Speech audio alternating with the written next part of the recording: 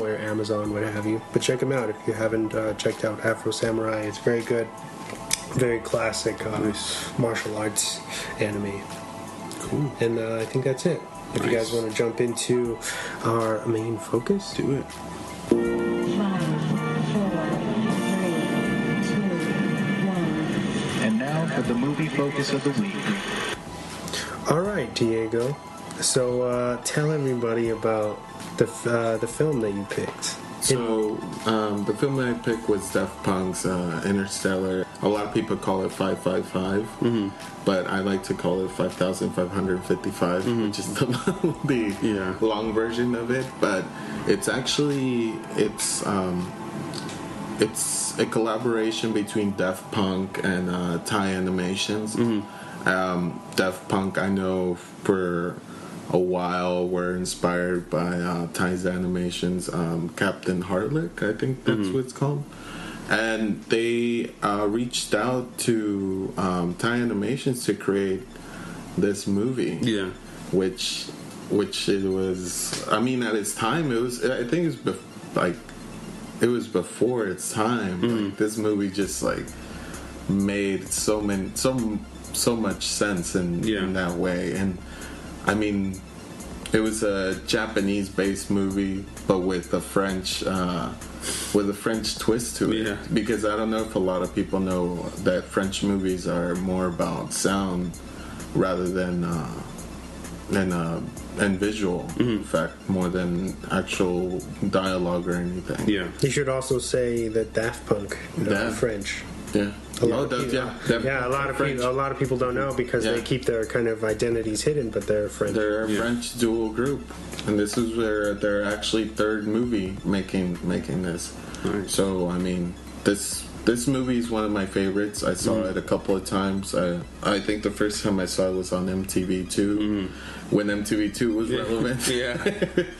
And but yeah, man, that even just the first song. Just makes you want to listen to this album. Yeah, it does. And I mean, it's weird because we're talking about music and it's also including film. It's, so I know you guys saw a couple, a couple of episodes. I know some more. Yeah. No, yeah. I had never seen this until yesterday when I watched it. It was something, like I said, it was something I had never seen before done I've seen music videos that were animated, but nothing as long as an entire record, a movie. Seamlessly put together. And it was cool to have, was it drawn for the music? Yeah, specifically for the music. Okay, because I was going to say, the music fit perfectly for every, scene that was going throughout the movie, and it worked. You get those... It's hard to explain, because like you said, you were kind of explaining an hour-long music video, basically, is what it is. But it's seamless in its mixture between the music and the animation, and it fits perfectly. Yeah. And what are your kind of thoughts on it, Wes? I know you saw it a long time ago. Yeah. Because when it first came out. Which was 2003, I think. 2003, 2000. Yeah, early 2000s. Because it was for Discovery, which because their first record is Homework, I think, from '98. Yeah, their first record. Yeah.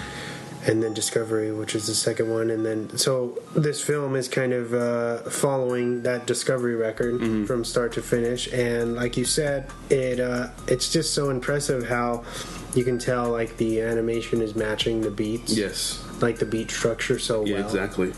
And it's fun and captivating. It's almost like I would compare it to watching the Pink Floyd's The Wall or something like that, where it's almost puts you in this trance-like state where you're like, oh, I feel like I could be high or something like that, because you're like, what the fuck is this? This is so weird. Yeah, I remember you explained to me, you're like, oh, bro, it's it's one long animated movie, but there's nothing, they don't really say anything, and it's just one whole record. And then his last thing was it's trippy as fuck, it's fucking crazy.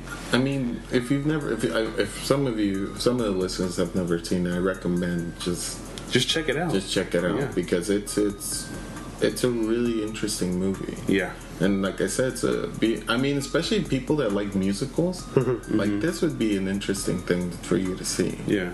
And especially people who are not actually exposed to French film, because this is kind of like a French film. Yeah. It's a French take with a Japanese twist to it. That's nice. what I would say. Yeah. But yeah, like I said, French films are more about visual and sound more than actual dialogue.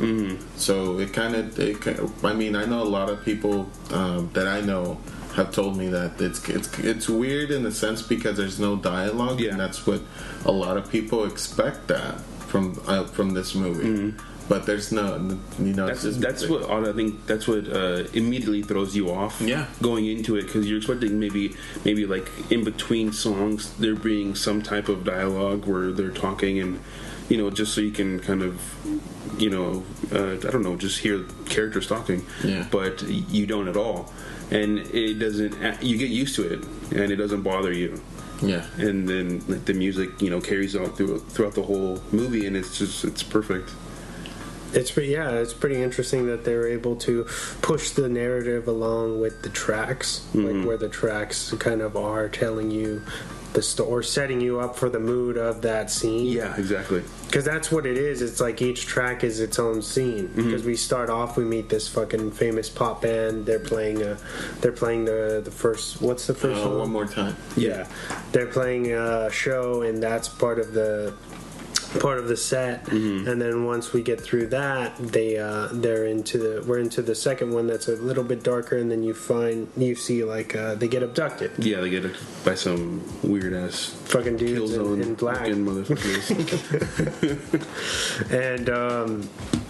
and you just see the band kind of abducted one by one, or whatever. And what happens after that? That's when they the space cadet. What's his name? Yeah, the one who's he's in love with the lead singer girl, right? Yeah. And he's like, oh fuck, like they got kidnapped. Yeah, he was listening. I think he said he was listening to the music. Digital Love, and so he finds out that they got kidnapped. So he makes a beeline to Earth. Yeah, in his guitar ship. Guitar ship. Yeah, which that's a pretty dope ship. And it looks pretty sick. Yeah, and I mean, just going through that, I mean, he fantasizes about this chick. Yeah. And he, I mean, if you guys see the movie, you guys could even fucking watch some of it on fucking YouTube. Yeah, I think they have the whole entire movie on YouTube. Yeah. It just, I mean, just that scene alone is just so fucking stimulating. Yeah. Because it's daydreaming about this woman, and it just goes along with it. And so then after that, he crash lands on Earth. Yeah. I know he's badly injured, and he fucks up his ship and stuff. Yeah, and then they get the band gets brainwashed. Yeah. And they get their memories erased by this guy, the evil overlord looking dude. Darkwood. Yeah, that's his name. Yeah. Darkwood. And they got christened the Crescendos. Yeah. And they actually got pushed into stardom with this one song that they created, which is One More Time. One More Time, yeah. So they get pushed and they get worked to death. Yeah, so they're signing autographs and they can't sign anymore. And yeah. The security guards are grabbing them and making them, keep signing their papers, and it's crazy. And yeah, man, I mean it's a really interesting take, because it is true. Sometimes as artists get worked to the bone and stuff, push to your limits. Yeah, and it's I mean, we as fans we don't get to see what's behind the music. Yeah, really. And people all around them have to tell them to actually, you got to do this. You got to push through it. It's like, wait, I need a break, motherfucker. Hold up, exactly. But after that, what's his name? The cadet guy. Yeah, that's when he goes into the city, right? Yeah, he goes into the city and then he sees all these posters and videos of them playing. Yeah, he's like, oh shit, it's them. Yeah, and then Is it Shep? Yeah. Shep. So then they kind of go into So it's like superheroes. Superheroes, and that is a kind of like a fast-paced kind of music kind of song. Yeah, and they actually are doing a stadium show. Yeah, and he shows up at the stadium and kind of takes away the hypnotizing goggles that they put on. Yeah, they're like kind of drilled into their head or something, right? Yeah, something like that. Yeah. So he saves them. He takes half of the band with him. They all but the girl. Yeah, the girl. Mm-hmm. I think it's Starlet. I think so. That's her name. So they get away. Yeah, they get away, but Chip gets injured. Yeah, he gets shot.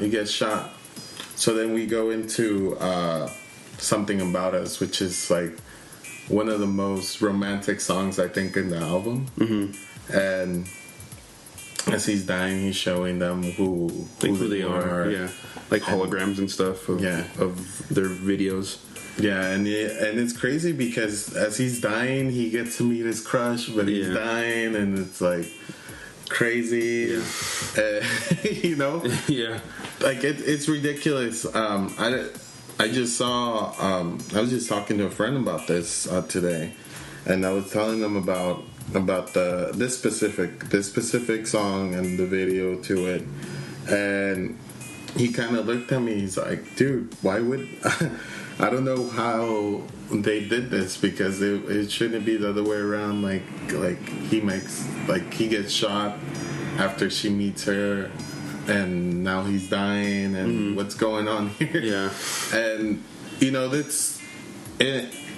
And even today in my head it doesn't make sense, but I mean he has to do it. He died. Yeah. I don't know what the fuck. But then we get Voyager. Which is they try to go and get their memories back, try to remember. Yeah. They try to sneak into the record label. Yeah, place. And I know one of them gets shocked, gets tasered. Yeah, it's the one with the afro. Yeah. Yeah. For references, he's a black guy. Yeah, he's a black guy in the. Well, they're all blue actually. Yeah, they're all blue, but he's a black guy. When he gets brought to Earth, they paint him they paint him.